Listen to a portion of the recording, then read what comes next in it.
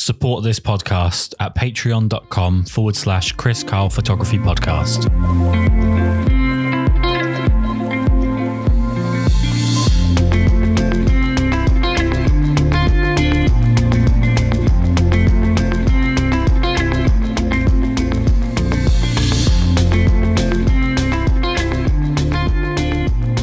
Let's start off with how it is that you found photography in the first place. Is it something that's sort of in the family, or is it something you picked up at school? How did you first come by a camera? I went to a summer program in Italy when I was 17 years old. I graduated high school a little early, so I had some time. And I thought that I would study painting. Art was kind of the only thing I was good at in high school, but I actually wasn't that good of a painter. I took a photography class in that school, and I had one of those like aha moments where I came out of the first darkroom session I ever did and showed the teacher a print, the instructor, and he asked me if I'd ever taken a photography class before.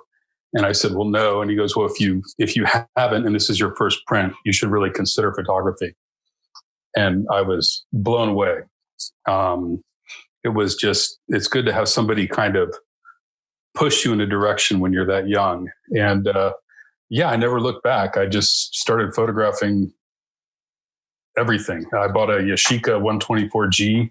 That was 1983.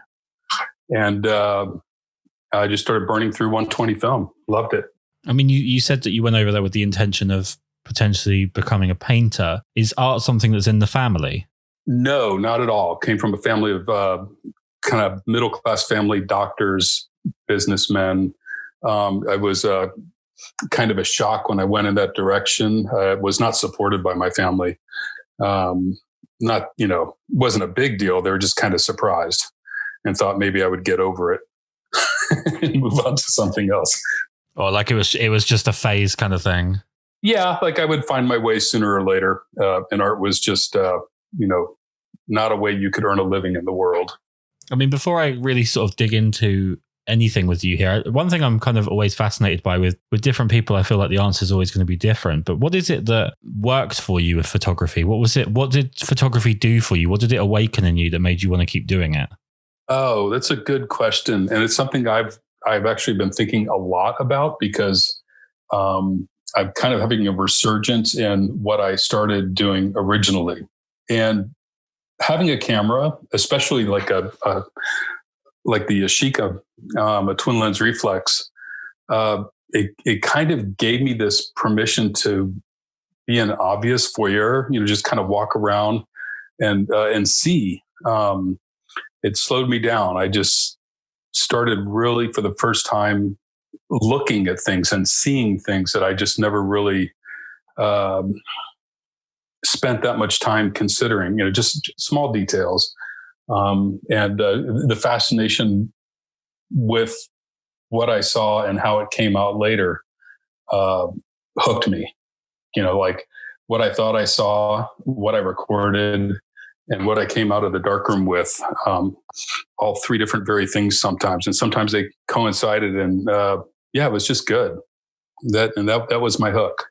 And you're talking about the darkroom there. Is digital something that doesn't interest you? Is it something that's just a process? Is it the process of digital that's something that doesn't interest you? Or is it just the fact that being in the darkroom, doing that developing and the sort of delayed gratification is what makes photography for you? I'm sort of a failed digital photographer in a lot of ways for my personal work. I just spent so much time in Lightroom and Photoshop trying to make something work or force it into existence. And I don't know what it is. Like maybe there's just too many options or the road is just too open to go any which way. Or just the speed, how quickly you can create an image digitally. The results were just always bad. They're good for work. I use it for work all the time. But for my personal work, it just never worked well. I could get it close. And when I was getting it close, it was always because it was very much like film. I mean, what is it about the actual medium of film? Because it seems like people are kind of split down the middle. If they do shoot film, they're either enthralled with the process or they prefer the actual end product. I don't see a tremendous amount of people that see both of those things as kind of being an equally good reason for being into film. So is it the process or is it the end product for you? Oh gosh, if I had to, I couldn't pick either one because it really is a little bit of both. I very recently I went through this experience when I started Concrete Spaces, which is only a few months old, really, and I started on with digital. I started trying all these different profiles and plugins and devices to kind of make my digital look like film. So aesthetically, every time I made a digital picture successful to me, it was because it looked like film. So definitely the color, the tonality. It's because I started in photography in the 80s. I mean, that's the way pictures are supposed to look to me, I guess. Right. It's just very, very satisfying. But the other part, and the reason why I kind of consider myself a failed digital photographer, was the time. I was shooting way too much. Right. I had way more to edit. I couldn't pick. I'd have to ask people which picture they liked out of 10,000, and they would have this perplexed look at me like, wow, you're a nut. And I started, getting around on YouTube and some other places and Instagram. And a lot of the things I liked were film. I've got a war chest full of film cameras from the 80s.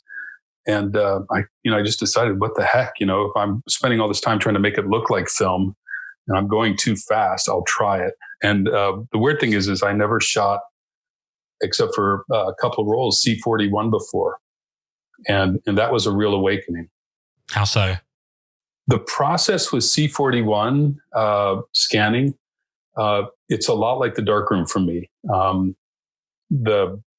Having such a rich negative, it's already kind of pushing you in one direction. You've already chosen the film stock. It really hates it when you try to move it too far away from what it already is. For me, it's just a very natural experience editing and printing the film. So yeah, it slowed me down. The results were better. The tonality's better. It just all worked. I mean, it's kind of an interesting thing that I keep hearing from film photographers is about the joy that being slowed down seems to bring to the process, when at the moment digital is just absolutely gunning. Every new camera that comes out is about making things faster and more convenient and more simplified and more streamlined. And actually, it feels like more and more photographers are actually straying back towards film, maybe for that reason, that they actually want something that's a little bit more tangible and a little bit more hands-on, and something that actually you have to think about what you're doing. Absolutely. And it's kind of an overused analogy, but I kind of think of it like cooking. You've got like your 15-minute meal that you can come home and make. And then you've got this meal that you work on for, a day or two. And those meals that take more time to prepare are almost always more rewarding. And I think it's just because you're spending more time with the food itself, if that makes sense.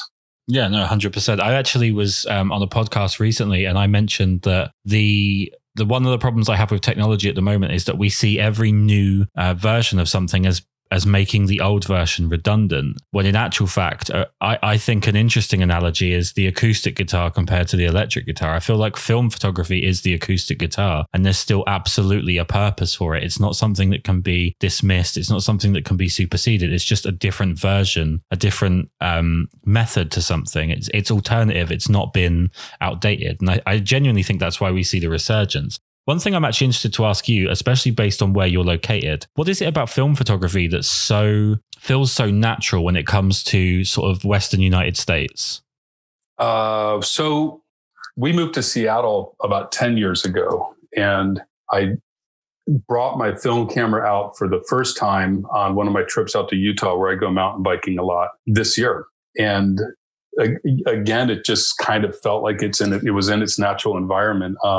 I kind of reject the nostalgia part of film a little bit, although I do have a penchant for photographing old trucks, which is like I know it's the thing to do, but I can't help myself in that regard. So I try to avoid nostalgia and film as nostalgia as a look. But there is this long history of, photographers going through the Old West, and they kind of set the standard in the 70s for the way we view that photography. And I think most of the good stuff that I see is done on film, especially if you do you think of the Route 66 stuff and all of that. When it comes to where you are located though, in Seattle, I've never been to Seattle. It's definitely on my list of places to go. We do plan on hitting every single one of the 50 states. When it comes to Seattle, are there any sort of challenges in particular with photographing there? Because I think it's quite a humid place if I'm right. It's moist. You probably like it. It'd be familiar to you. It's good if you like muted colors and, grayed out skies. It's semi-tropical. We have kind of a wet side and a dry side. So Seattle's on the wet side of the Cascade Mountains. So it does trap a lot of moisture, and there's a lot of refraction in the light, which I really enjoy that kind of morning moist light. It is dense, though. That's the thing that a lot of people don't understand about Seattle. It's so densely green. And if you don't like the color green, you're going to struggle for locations. And part of my mission this year has been to just deal with all the fucking green. Sorry. It's immense. And yeah, what do I like about the West? When you cross over the mountains into the dry side, the green is gone. Thank you. It's just beautiful pastel, oranges and browns and just gorgeous colors. Every time I get to the dry side of the mountains, I can breathe. I can see further. It's a relief. So the Seattle part's challenging. It can be a little oppressive for most of the year. And from my point of view, it really suits the industrial kind of locations that I like in SoDo, which is south of downtown in Seattle, which has its own kind of color palette, which is very enjoyable. And it doesn't have very many trees. So you can actually photograph just a tree and a building in SoDo, as opposed to a forest with a building in the middle of it. I mean, you've mentioned old trucks as being a particularly favorite subject. And now I obviously understand that the color green might not be the best one to approach you with. But what are the subjects that really excite you when you do go out to shoot? Oh, well, the old trucks, it's kind of a funny thing. It's just, I've been trying to sketch this one out in my mind. It's just, it's clearly it's a cliche. And I tried not to avoid the cliches. In fact, I go straight towards them. And often when I'm photographing or going to photograph something like an old truck or just like a gas station or one of those cliches, I find really good stuff along the path. So I steer towards that stuff because there's a lot of discovery. I don't go searching for particular things. I do a lot of kind of aimless driving with music and my dogs in the car and the Hasselblads.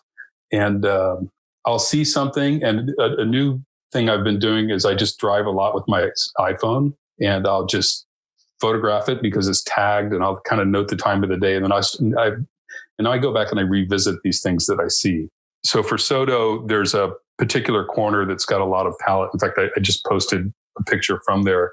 That industrial location I go to once a week and take a photograph there. So repetition has become a big part of my process, I guess. Architecture is always part of it. People less so. I don't think I have any people in concrete spaces. I like those kind of poetic intersections, man-made landscapes, the kind of altered landscapes more than anything.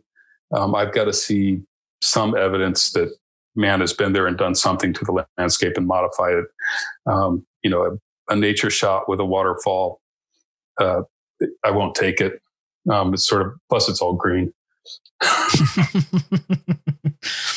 Yeah, I mean, something I've noticed quite a bit is when I go out and I'm I don't know if this translates, but when I'm just pissing about with my camera and I'm just shooting a roll of film just for the sake of maybe going out and just shooting a roll of film to unwind, I'm quite fascinated by where nature meets straight lines, because it feels like it's a bit of a story in the sense of it's almost like nature interrupted by people coming and usually fucking it up. Is it the case that you're looking for some kind of narrative when you're out looking for stuff, or are you just interested in like color and light? No, definitely a narrative. I kind of prefer the edges of town just for that reason, because that's where the intersection between nature and man happens the most and the heaviest. That's why I'm attracted to the industrial edges of small towns in particular. And they're very vibrant places too. They're not forgotten or abandoned. There's always this kind of entrepreneurial activity happening, new businesses, old businesses, these businesses that are kind of like feeding the heart of the city, which is why I like the concrete plants, cement plants. I'm fascinated by them. They're these megaliths that just, feed the construction of the city and the town and the highways and everything that you're traveling on.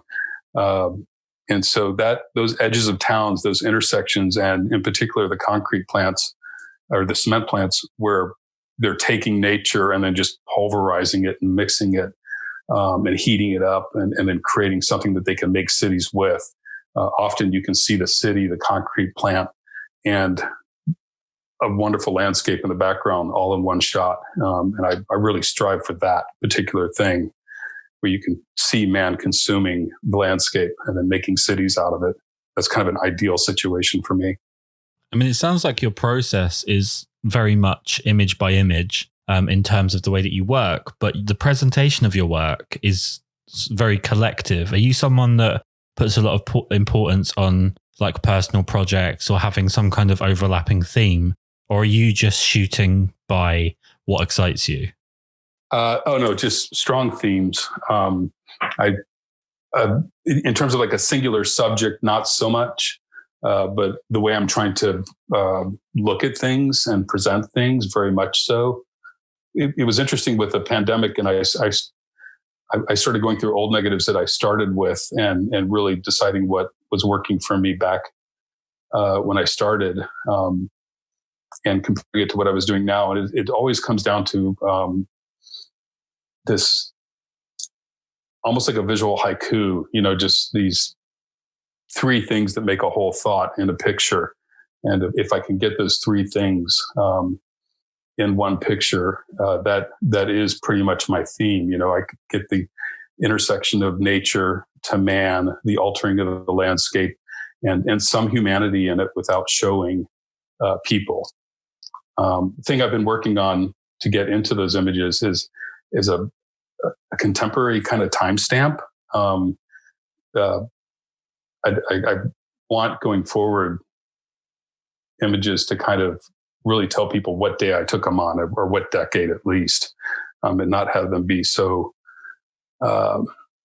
obtuse that, or timeless. I want a timestamp on them. Yeah, that seems to be a bit of a funny thing with film photography. I've mentioned this a few times, but it feels like a lot of people are trying to take pictures. I mean, you mentioned earlier about that kind of iconic period in the, I guess, 60s, 70s and 80s in the Western America with film photography. But it feels like a lot of people now are documenting 2020 like it's 1974. Yeah. And I think we're going to have like a huge misstep in terms of it's going to look like nobody was taking pictures of 2020 in a lot of cases, because all of the pictures of 2020 look like they were taken in a different decade. Is there a bit of an over-reliance on nostalgia, do you think? Yeah, I mean, I'll probably ruffle some feathers, but in the film community, for sure. I mean, I think that's, and I weirdly enough, I'm kind of new to the film community, but the way people are using film and the nostalgia for old cameras, I get wanting a connection to that past, trying to build a tangible connection and appreciation for, in a roundabout way, the history of photography, the way it's being approached. Mm-hmm. And I don't want to diminish the nostalgia, because it's a driving force for so many people, and so many people do a really good job with it. I mean, terrific photography. But when I go back and I look at Stephen Shore's work, for example, now it looks kind of nostalgic.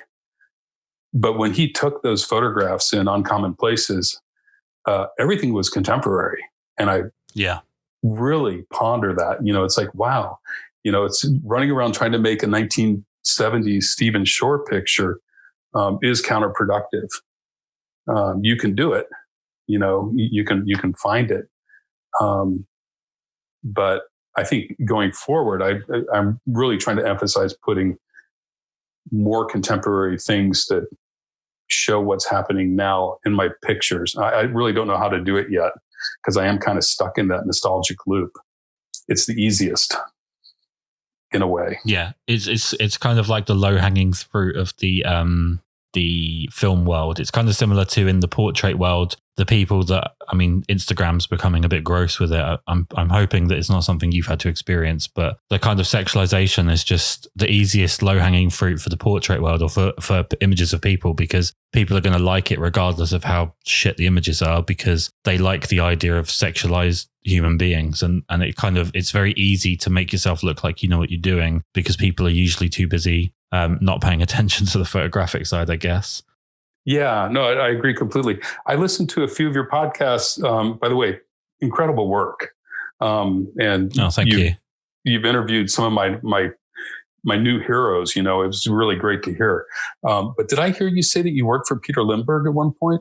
No. Christ, I wish. No, I'm a huge fan. No, I had a very emotional phone call podcast with a tremendous photographer in Australia called Peter Coulson, and he was he is enamored with Peter Lindbergh's work, and I am as well. It's just we had a very long talk about it because it's to me it seems like it should have been more culturally significant. His passing should have been a bigger deal than it was, and I feel like photography tends to go under the cultural radar quite a bit with things like that, where people care more about the subject than they do the artist that's creating it. But obviously you don't see that same problem with things like paintings or music or things like that. So, it was just kind of strange to me, and I'm just a huge fan.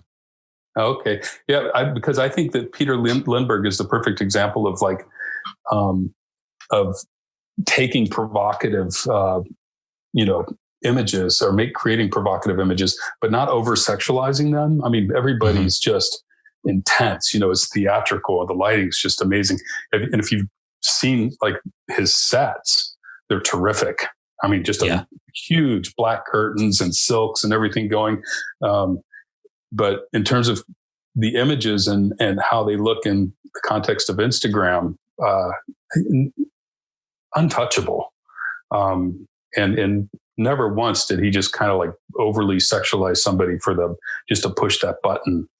It was all subtle and beautiful. Well, I think the genius of Peter Lindbergh was just the fact that in the sense of he was photographing a lot of Hollywood people, he would take them from that complete normative situation of always being sexualized or always being glamorized, always being shown to be without any flaws.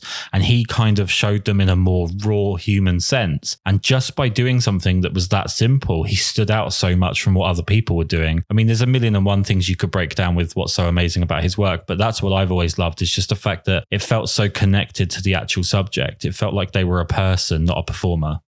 Yeah. It would have been amazing to be on the other side of his camera.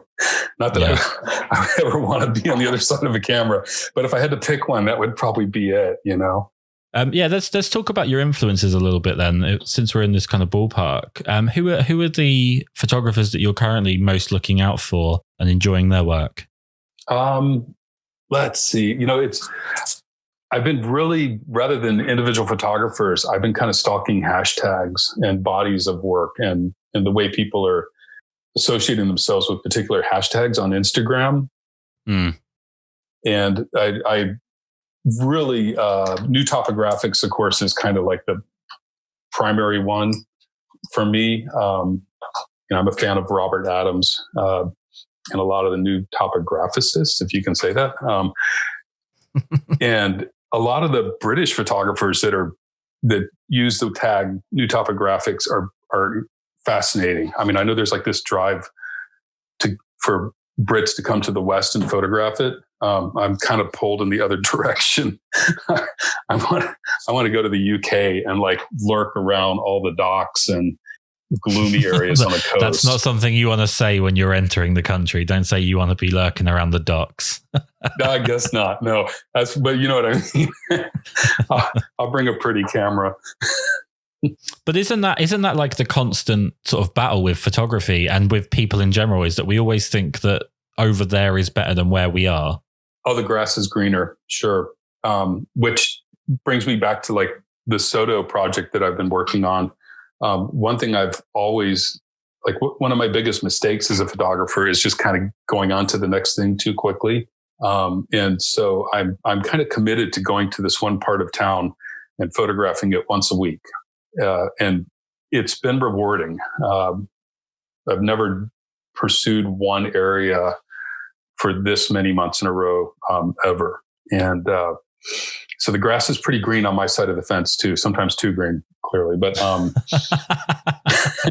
it's summer. It's summer. So it kind of closes up on you here. You can't see the houses, the trees get covered, the trees are covering the homes and, green. But anyway. I mean, you've mentioned returning to the same one place and sort of rephotographing it. How do you pick that one place? This place in particular, but for this particular project, I started off actually by writing about it before photographing it. I've been attracted to it since we moved to Seattle, and it's going to be a little redundant, but it's very treeless. It's got vast amounts of light, and it's very industrial, and it's old and new. So the color palette's really fun. There's faded buildings, there's brand new buildings. There's this kind of like mix between true industry and craft brewers. It's a really interesting area. I kind of lost the drift of your question there. Sorry. How did you go about picking that one spot? Like, what was it that made you really hone in on that one spot? So yeah, I started writing about it, and why I was attracted to it. And as a kid, I don't know if you were a skater at all as a kid, but I was a skateboarder, and that's where we lived, was in these industrial spots, loading docks. And just, that's where we played. That's where we partied. It's what we did. As soon as we had a chance, we would escape to these areas. And I found myself kind of nostalgically attracted to that part of my life again. And I really always have photographed these places, but in particular, I started making that connection with that time in my life. And it feels good to explore those with like a more mature eye. And it just kind of has all the right elements for me. So it's close by, which makes it practical. Soto, we have a small business, and it keeps me in Soto about once or twice a week, no matter what. So I keep a Rolly or a Hasselblad in the car and stop and try to shoot some film, no matter what the weather is, or what the results might be.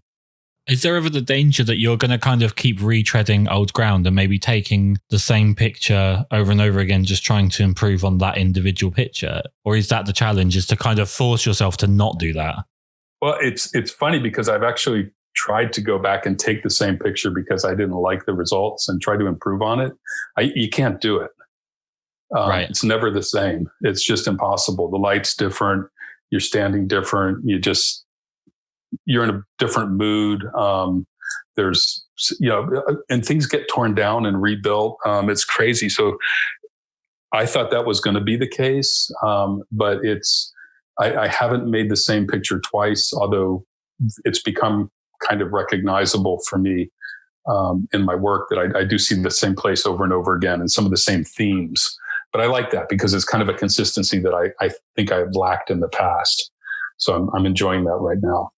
I've noticed sort of through the podcast and self-analysis where, you talk to so many people from so many different walks of life and at so many different parts of so many different distance into their photographic journey. I had a weird bias about non-people based photography, which was that I felt like if you had images that didn't involve people in some way, that there wasn't an emotional connection.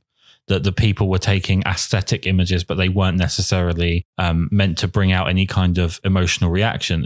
You mentioned earlier about looking for narrative, but are you ever looking for an emotional reaction with your work? Yes, absolutely. It sounds strange if you think about the work that I'm doing, but for me anyway, the images that I choose, they have an emotional content for me, and that's why they kind of rise above the rest. And I can't put my finger on exactly what that emotion is or point to it, but it is like what I call a visual haiku. It's just this kind of one thought with three parts, and it does kind of, for me, rise to the level of a very subtle kind of emotion that's kind of akin to like maybe like a harmonic resonance or something like that. So I don't feel that. Do I see it in other people's work, the lack of emotion? Yeah, sometimes there's some people that are just relentlessly documenting their city, and they post under the tag new topographics and some other places. And I enjoy the document, but I would like to see some more juice in the images. Just a little, like, it's got to have that humanity, like a little litter, some garbage, but if it's a car, does the car tell a story? It's and all of those things. On the flip side, I've got another Instagram account called Seattle Street Photo, which is completely different. It's all very Gary Winogrand inspired, very close up black and white street photography that's very much full of emotion. And so I get my fill personally doing that work too. Is it a case of you offsetting concrete spaces with that? Does one alleviate the stress of the other, or is it just two completely different genres that you just enjoy? Two completely different genres that I enjoy, and I try to compartmentalize them. One's in color, almost exclusively. One's in black and white. And concrete spaces actually kind of rose out of doing the street photography again, in that I saw this part where it wasn't street photography anymore in that work, and it was, and I started pursuing those images more, and so I tried to compartmentalize the two. So I started concrete spaces, so it would be kind of unobstructed by street photography. With regards to your process shooting, obviously you've kind of already alluded to it, but are you someone that attacks the same subject from a few different angles, or do you size it up visually before you take the first frame, and the first frame ends up being the only one? With the film camera, I'm really conscious of the fact that it costs like $2 every time I click the shutter. Right. So I really try to walk around it and study it, and revisit it. Sometimes I go to something 2 or 3 times before I take the picture, in different kinds of light. And that's something that didn't happen digitally at all. I would just take it and then try to force it to work, in Lightroom or Photoshop. So with the film camera, I definitely case the joint. You know what I mean? Like, I walk around it, revisit it. I'll take a picture, 1 or 2 frames. Sometimes I'll do 3 angles, or if I'm really responding to it, but it's not talking to me yet, I may turn around. This is going to sound really weird. I may turn around and photograph what's exactly in the opposite direction. Right. Which is weirdly rewarding, because a lot of times you're attracted to something, but it's not exactly what you were looking at. You just didn't know it. Well, no, that's 100% a really good point, because it was pointed out to me by my wife quite a while ago, bizarre I look as a human being. So I photograph weddings and when we are walking through like any part of the wedding, I tend to kind of walk while spinning, because I'm always looking for the thing that you're missing, because if you're only looking forwards, you're not going to see what's behind you. And she did happily point out how ridiculous I looked, but it's good to hear that someone else has a similar method of just wanting to see things beyond just the first way that you're kind of approaching it. Yeah. There's a funny quote about Gary Winogrand dancing. when he's photographing. And it's definitely the dance. You're like you're kind of weaving and bobbing and looking, even with a big giant film camera, because you have to put your eye where the lens is. It's fun. I don't know what else to say about it. I'm always startled about what I'm not seeing and what I am seeing. I try not to let the big neon gas station be the thing that I photograph. Although I've done that because sometimes it's just cool. I've never turned down a good cliche, man. Just do it. That's pretty much the perfect segue into my next question, which is, do you have any particular photo cliches that you're really not a fan of? Well, duck lips. Like me no end. I'm with you there. I'm 100% with you there. There's just talk about hashtags, but there's a hashtag called ruin porn, where people are just going in and photographing the most ruinous sites, like going to a Chernobyl and doing interiors and stuff like that. I like some of the photography, but it just kind of, it overwhelms me because it's just so peely painty. There's no, getting back to that kind of timestamp. There's no reference to now in a lot of that imagery. And I don't know if it's a cliche. It's hard to call it a cliche because people do a really good job of it. But without the timestamp, it doesn't interest me. I do, trying to think if there's a bunch, man. I could probably go on endlessly. But I kind of enjoy the fact that people are taking pictures too. If we're just talking about Instagram, there's not much of Instagram that I don't like because it's all free. It's better than television. People are choosing to take pictures of stuff and show them to you. And you can choose to look at them or subscribe to them or not. I've heard you mention in your podcast about curating your feed. I'm a huge fan of that. Right. And so what I see on Instagram are mostly things that I want to be inspired by, or I may find inspirational or just so different than what I do. It's just fun to watch, so the cliches I'm self-aware of, clearly it's the gas stations at night. Love them to death. Everyone is good, but man, I just got to stop taking that picture. The Cinestill 800T picture. Yeah. Trucks in people's backyard, abandoned trucks in the woods. Love them to death. I just shot one over the weekend of this old yellow Ford in someone's backyard. And I got caught in their backyard taking the photograph. And we ended up like hanging out for an hour and chatting. And love it. Love the experience. Love the truck. Probably post the picture. But it is one of those cliches that I try to at least be aware of when I'm doing it. But I don't want to kind of instill any fear in you because obviously there's a huge trust issue in putting your voice onto a recording for a podcast. But you have talked about lurking at docks and getting caught in people's back gardens at this point. So there is definitely the latitude here for me to edit this in a way that comes across really bad. Sure. Maybe I should avoid that. Well, but the camera kind of gives you permission to look, and look at the world around you. I'm not talking about through people's windows, but to walk into a parking lot or building that you might not otherwise walk into, but you're going in there because you have a camera. I don't, not that it's a outright writ of permission, but it does sort of encourage me at least to kind of poke around. Yeah, I'm going back to what you were just saying about sort of curating Instagram feeds. And one of the things that I've always said is if you want to get better at, being a musician, being a photographer, whatever it is, if you want to improve at something that's creative, what you need to do is you need to make sure that you are consuming a lot of stuff that actually inspires you. And one of the first steps on that, before you even have the opportunity to curate your Instagram feed, is just that ability to develop a taste for what inspires you in the first place. So you have to sort of expose yourself to a lot of different art in a sense and work out what you don't like and what you do like. And a lot of the damage, I think, being done by Instagram, and I agree with you, in most cases, it's obviously a very wonderful thing because it gives you access to so much stuff. But I think one of the downsides is that people have sort of lost the ability to decide whether they like something, and they're more focused on whether or not it's universally liked by the number that's written underneath it, by the total number of people that have liked or commented. People tend to associate feedback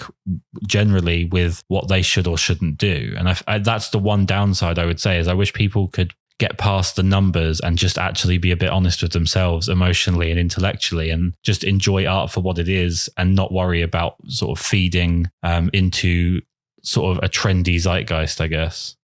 I agree 95%. I think there's, at least, and this is, if you kind of stay within, I'm going to see if I don't dig a hole here with this one, but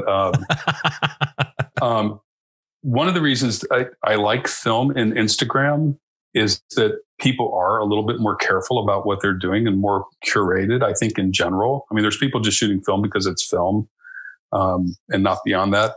But it seems like that community is pretty selective with their likes. And right. if you're, and so I found them to be pretty good editors too. If something really, for me, does well, and I'm not like a huge Instagram photographer, but if something hits 500 likes for me, I really do look at it and I'm like, wow, that's pushing people's buttons. Why? I can't help that dialogue. And oftentimes, it's an avenue worth revisiting, at least, just because I trust that community a lot.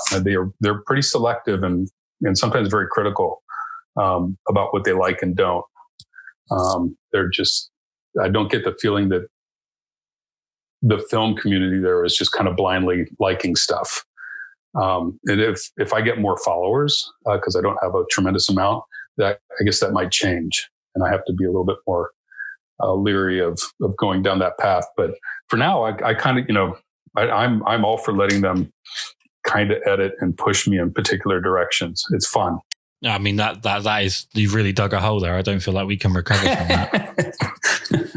Yeah, it's really funny. I was talking about this literally 2 days ago, about how you have to be so different with the way that you approach, as an English man, the way that you approach people from the United States with sarcasm, because there are certain states in America that just do not understand the dryness of British humor. And there's times where I've said stuff and I've been over in America, particularly I find like California, New York. And I found bizarrely, I went to DC back in January, and I definitely noticed that there were situations where I'm, just trying to be remotely funny, which I'm definitely not. And the speed at which people were getting offended at a dry comment. So it's nice to hear that Seattle is somewhere that appreciates a tiny amount of sarcasm. Let's go back to you being a little bit self-analytical. Let's make you analyze yourself a little bit here. Sure. How fun. What do you find is your biggest weakness as a photographer in terms of the process, not necessarily the end product, but what do you kind of struggle with when you're actually out shooting? Yeah. Well, rabbit holes, cliches, going down those paths that are like ultimately unproductive, even though you're doing it. The biggest problem I had up until I switched cameras to film was getting the new camera every 6 months or 8 months or 9 months, and kind of just being fascinated with the equipment. I thought I was long over that stage, but I just have complete equipment lust when it comes to gear. I did digitally, and I'm glad that's kind of passed. There's something about the film cameras that just buries that wholeheartedly. And